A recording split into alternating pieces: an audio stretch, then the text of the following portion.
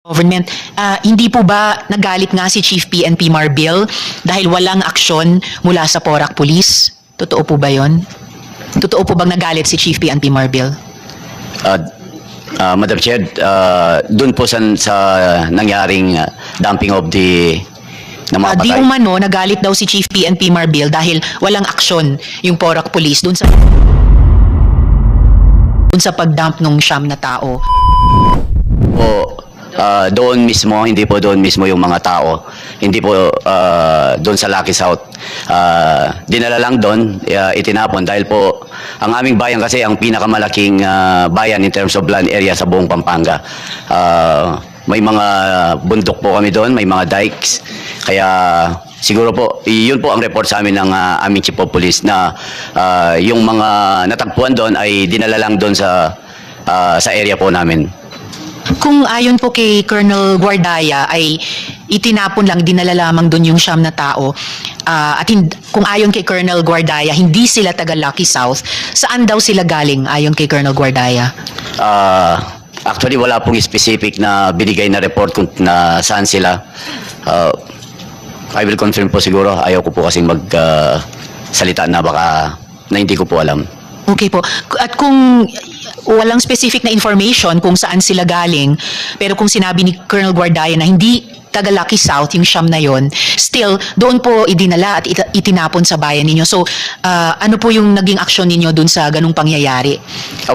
Sa communication namin, dahil police matters na po ito, sila na po ang nag-communicate sa national government. Binigyan lang po niya ako ng information na hindi po galing dito sa amin yung mga bangkay po. Meron yata ang nakaligtas po na isa, if I remember, yun po nagsabi na hindi po sila galing dito. And speaking po of national government, hindi po ba nagalit nga si Chief PNP Marbil dahil walang aksyon mula sa Porac Police? Totoo po ba yon? Totoo po bang nagalit si Chief PNP Marbil? Madam Chair, dun po sa nangyaring dumping of the na mga Di patay. umano nagalit daw si Chief PNP Marbil dahil walang aksyon yung Porac Police dun sa pagdump ng siyam na tao na pinatay. Kasi po, as far as I know, mga 1 year na po yung nakakalipas nun, matagal na. Baka hindi po yun, Madam Chair. Sorry po. Okay lang po. I-double check ko na lang ito dahil kung mahigit isang taon nang Yes. nangyari iyon, hindi pa Chief PNP si Chief PNP Marbil unless going concern or ongoing concern sa kanya ito, yung unresolved na issues kaugnay ng siyam na taong iyon. Opo, matagal na pong nangyari yun. Sige po. Salamat po, Mayor. For now, yun po yung mga tanong ng Chair kay Mayor. Salamat po. Meron po akong kaugnay pa rin itong Porac investigation. May mga tanong ako sa DAR. Andito po ba yung DAR? Your Honor, salamat. Ingat po sa pagsabi ng Your Honor. Baka mapagkamalan kayo sa identity ninyo. Ma'am Edna, salamat po sa pagdalo. May reports po kaming natanggap na ang lupa na sakop ng Pogo sa Porac covered ng reformang agraryo. At may order na i-distribute iyon sa mga magsasaka. Pwede niyo po bang i-confirm yan kung tama ba o mali? At yung may paliwanag ba, makapagbigay ba kayo ng paliwanag Kung paano napatayuan yan ng Pogo kung subject na ng land acquisition and distribution? Okay. First of all, thank you very much for inviting the Department of Agrarian Reform to attend this meeting. For the question, if the subject land holding is it was really covered under our program, Madam Chair, that is, we are now doing our part to also investigate those matters because as of now, I cannot confirm yet. So I need all the details and we have to coordinate it with the Provincial Agrarian Reform Program Officer in Pampanga and as well as our regional office. So since we are in the central office, we still have to coordinate those matters before giving any information regarding those matters. So the Department of Agrarian Reform will do our best to give you the information needed as soon as possible. Thank you very much po. Pero ang usapin naman ng land balance year on year, ina-update naman po yan ng DAR Central Office, and sobrang maraming dekada nang umaandar yung agrarian reform program natin. So hindi nyo ma-confirm kung tama na covered ng agrarian reform yung lupang sakop ng Pogo sa Porac? Actually, Madam Chair, I was just called to attend this meeting this morning. So I'm so sorry. I am not prepared of the data. But anyway, I promised you that next week, yeah, I can submit the data needed through the Secretariat. Salamat po para doon, and yung pagdalo ninyo kahit kanina umaga lang kayo nasabihan. Pero for the record, may kopya po kami nung order na iyon na i-distribute yung lupang sakop ng Pogo sa Porac sa mga magsasaka. I'll still look forward dun sa ulat nyo by next week. Pero ngayong hapon, pwede ba kayong kung hindi man mag-suggest ng mga posibleng paliwanag kung ang isang lupa ay covered na ng isang land order ng DAR at dapat i-distribute na sa magsasaka, paano kayang nangyari na napatayuan pa ng Pogo yan? Yun na nga din ang tanong namin. Kasi kung talagang na-cover na namin yan, dadaan talaga yan sa opisina namin para sa kanilang, mag-a-apply muna sila ng land conversion. So from agricultural to residential or commercial ba yung nakatayo doon. So, Madam Chair, as what I've said, those are the matters that we have to look into. Iwan, sabihin ko lang na kawawa talaga yung mga magsasaka kung ganyan yung sitwasyon, and iimbitahin din po namin silang dumalo sa susunod na pagdinig. Pero bago ko rin po kayo iwan, Ma'am Edna, Mayor, matanong ko po kayo, Mayor, may alam po ba kayong nag-apply o nag-apply na dati ng land conversion dun sa mga lupang subject na ng award order ng DAR sa mga magsasaka, application for land conversion, kaya sa kabila ng DAR order napatayuan pa ng Pogo yan? Sa aking term po, wala po akong alam na nag-apply ng conversion ng katulad po nung nabanggit po natin, Madam Chair. Sana nga po walang nag-apply. Pero pakisama po iyon sa ulat ninyo, Ma'am Edna, kung meron nga ba o walang nag-apply ng land conversion. At kung hindi man ito yung paliwanag, ano yung paliwanag? Kung napatayuan pa ng Pogo yan kahit in effect, pagmamayari na yan ng mga farmer beneficiaries. Yes, Madam Salamat Chair. po. Thank you. Or, salamat Ma'am Edna. Mayor, meron po ba kayong alam na agrarian reform related na land dispute o issue dyan sa lupang tinayuan ng Pogo? Wala rin po, Madam Chair. Ang alam po namin, private property siya, owned by the Cruz siblings. Okay. So salamat din, Mayor. Matatanong din po namin, bukod po sa inyo at kay Ma'am Edna, sa mga magsasaka na imbitahin po namin dumalo sa susunod na pagdinig. At nasa amin na po yung lahat ng mga dokumento kaugnay nitong pagiging lehitimong benepisyaryo, yung mga magsasaka sa lupang iyan na milagro naging Pogo hub pa.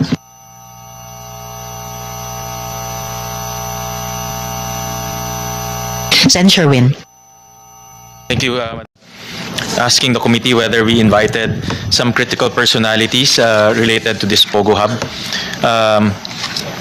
Yung presidente po ng Lucky South 99, si Julian Linsangan, the secretary, Ronelyn Baterna, the treasurer, Edwin Ang, and those officers in the 2024 declaration of Lucky South 99 outsourcing. Naimbitahan ba ho sila, Comsec? Comsec, could you please respond? Because importante na makausap natin sila at malaman kung ano yung kanilang partisipasyon dito sa illegal Pogo. Your Honor, we sent the invitation to the incorporators. We took the address from the Articles of Incorporation. And what was the response, Comsec? There's no response, actually. Okay. May we again reiterate the invitation to these three personalities We will do that. for the next hearing. Please do so, Comsec. And then also for Whirlwind Corporation, Daniel Salcedo Jr., who's the president, Catherine Cassandra Ong, who's the Merlin secretary, and she's also the concurrent treasurer. Did we invite them? Are they present, Comsec?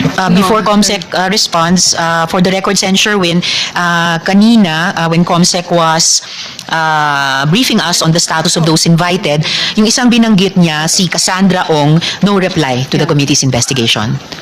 Pero COMSEC, could you respond to the query of Sen. Sherwin about the other invited persons? Yes, we actually sent the invitation, but as was stated earlier, there's no reply from them.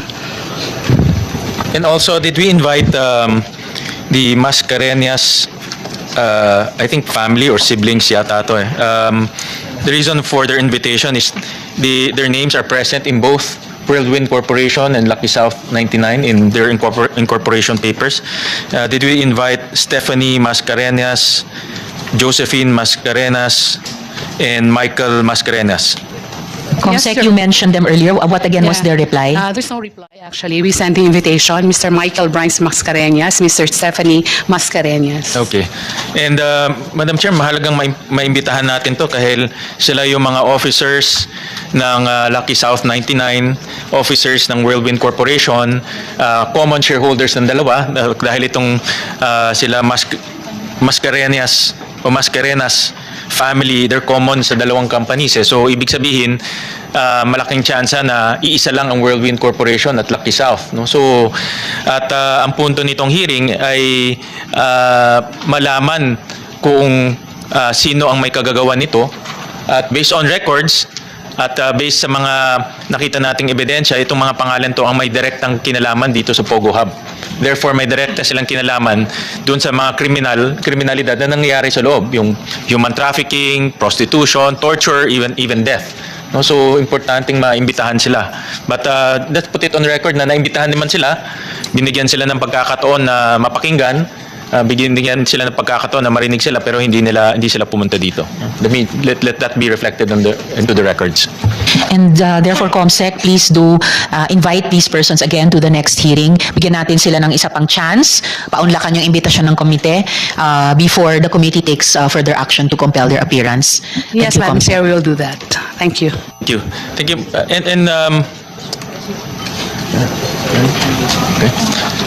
And Madam Chair, let me direct my question to PAOK. I think this is a new raid, no? A new facility that was raided just this month, no? June of 2024. At nakita naman natin yung laki, yung lawak, yung pagka-violente, pagka-brutal nitong Pogo Hub na ito. Kami ni Madam Chair na puntahan na namin iba't ibang Pogo Hub pero ito yung pinakamalawak at nakita namin yung pagka-brutal nito dahil may mga nangyaring harapan na pagto-torture. In fact, even after the raid, meron pa kayong na-rescue na torture at nakulong, no? Pinakita naman yun ng media. Meron din kayong na-rescue na mga kababayan natin na nandoon rin, no? At ang nakakadismaya dito, hindi ito yung una. Pangalawang raid na ito sa Lucky South 99, no? Nasabi ko kanina nung September of 2022, na raid na itong Pogo company na ito. So, I want to hingi ako ng konting briefing sa PAOK kung ano yung kanilang ano ba yung nangyari doon para malagay natin sa records at ano ba yung inyong analysis, sino ba yung mga taong nasa likod nitong Pogo Hub. Importante, na-read na natin to, nahuli ba natin yung mga gumawa nito, makakasuhan ba natin yung mga gumawa nito at ano yung inyong mga analysis, no? Yusek Cruz. So far, sir, tama po yung all those raided illegal Pogo Hubs na napasok po ng PAOK and the IACAT and mga law enforcement agencies natin, sir. We can consider this one of, siguro yung sa term natin parang mabalasik sila, sir. Kasi imagine, sir, nung nagkaroon ng leakage, nagtakbuhan po ito. They care less dun sa mga iiwan nilang mga tao kung mamamatay. Kasi after the leakage, at binantayan namin kasi hindi po namin iniwan nung nagkaroon ng leakage. We still stay there para bantayan kasi nga we want to have yung search warrant para mapasok po namin yung lugar. So we waited for another 2 days. So nagulat na lang po kami. May mga naglalabasan at may mga nagsisigawan na tao. So Yun po yung mga part ng na-rescue natin, and yun nga yung isang lumabas po sa media na yung isang lalaki nga po na nakaposas pa doon sa bed frame niya. So yun po yung isang na-rescue natin. And then the other one was shouting in Chinese language. So pinuntahan po namin yung isa, and then it turned out yung isa palang sumisigaw na yon nakatali po doon sa loob ng isang kwarto at humihingi po ng tulong. Sabi niya nandun po siya for almost 10 days. Binigyan lang siya ng tubig at the torture is continuous, the beating is continuous. Kaya when we entered the room, parang nagpapanik siya kasi he thought na we are yung mga torturers na we're part of the and then the next time may nakuha na naman po kami mga ganun torture victims na nakakalat. And if you go around the illegal Pogo Hub, it's like normal to see torture equipment in many rooms. There are a lot of torture equipments. There are baseball bats na UP na. There are tasers. Nagkalat ma'am siguro maybe in 12 or 15 rooms na pinuntahan namin, parang it's like normal for them to do torture in that particular Pogo Hub. In other Pogo Hubs, there were torture rooms. Doon lang po kami nakakita ng mga torture equipment sa torture. But in this particular illegal Pogo Hub, it's scattered all over the compound. Parang it's a normal thing to hurt, to inflict harm, at siguro pumatay. So, yun po yung pagkakaiba nito sa ibang Pogo Hub. And that strikes me so much, sir. Kasi in one of the torturers na nahuli po namin, we can see pictures of torture victims, dead torture victims. Yung mga how they tied, how they handcuff torture victims sa mga beds nila, how they treat yung mga torture victims nila. There are pictures. Parang pinagmamalaki niya pa dun sa cellphone niya na we're doing this and this is our job and this is normal. Parang ganun ang dating. So, parang doon kami nanggigil. And the sad part of it, yung ibang part ng raiding team, even my picture, ma'am, nakita ko doon sa cellphone niya So, kaya nakakapanggigil, ma'am. So, sabi ko, this is no ordinary criminal. This is no ordinary criminal group. These are dangerous people na we really need to deal with, ma'am, with a strong hand. Thank you, ma'am. Ordinary criminal. Who are these criminal? This is to the best of your ability to answer. Alam ko tuloy-tuloy pa yung investigation ninyo with the other agencies. Ayaw natin makompromiso yun. Kung kaya nyo lang sagutin ibigay nyo lang yung kaya nyong sagutin para lang malagay natin sa records itong pangyayaring to. So, based on your investigation, your questioning, sino ba itong mga taong ito?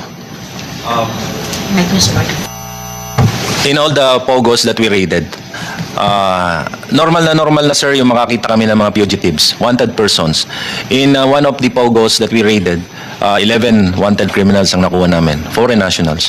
In some, there are 8, there were 6, and this, yung latest namin, 8. And checking on the background, criminal background nitong mga tao na to, sir, yung mga involvement nila hindi ordinaryong krimen Some are violent crimes. Meaning, pag sinabi mong violent crimes, parang yung pananakit ng tao and yung paggawa ng kalokohan are normal things sa kanila. So, yun ho ang nakakalungkot. And surprisingly, some of the names of those wanted persons were in the list nung SEC na sinubmit po sa atin. And yung dalawang ang wanted person, the one who were in Singapore right now facing money laundering cases are nasa SEC record po natin, and yet arestado po sila ngayon sa Singapore for money laundering. And we're not talking of millions of dollars, we're talking of billions of dollars, sir. Money laundering. Yung dalawang pangalan na nakita po natin sa SEC record dito sa atin. Itong mga criminal syndicates, itong mga yung nasabi nyo, no, yung organized crime, at paano nakakapasok ganito karaming dayuhan dito sa ating bansa? Dahil from what I understand from your news report, ini-estimate nyo mga 1,000 plus ang nandito sa Porac Pogo, pero nung tinanong namin ng CIJG, meron silang na-retrieve na 2,300 computers, no?